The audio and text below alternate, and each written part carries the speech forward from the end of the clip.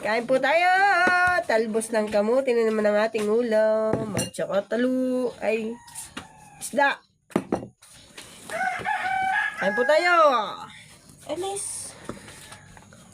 Talbos ng kamuti. Ano? Sasaw-saw nito. Pates. Masarap. Eh? Lambot na ng ulo. Talbos na naman. Nga lang. Pamanghang. Hindi mo sila? Hindi ay, nakabukod ng akin. Baka ng kutsara.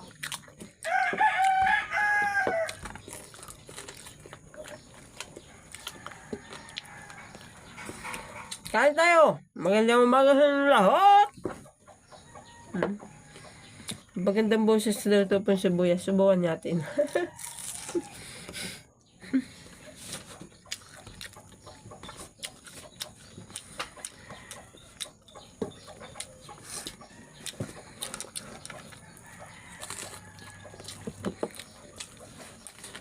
Lambot ng ulo. Ang sarap.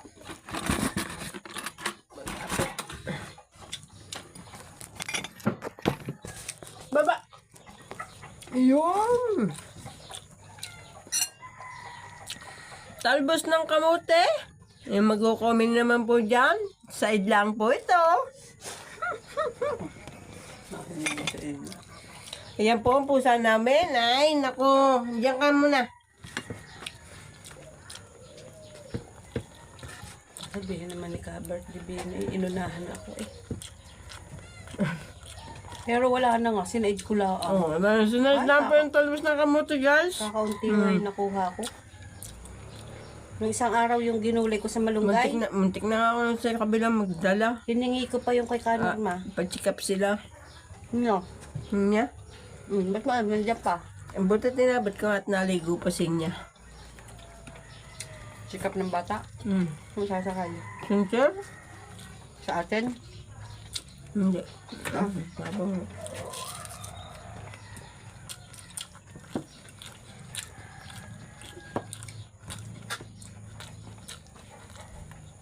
Bago tayo umalis habang ako nag-iimis, kumuha kang alagaw at pagdating ililiguan ko yan. Nangat pa yan.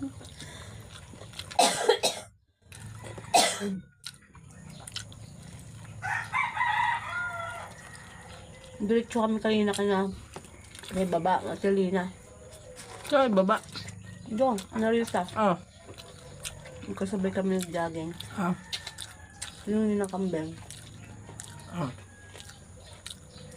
Ang ganda ng bahay sa loob ni Riz.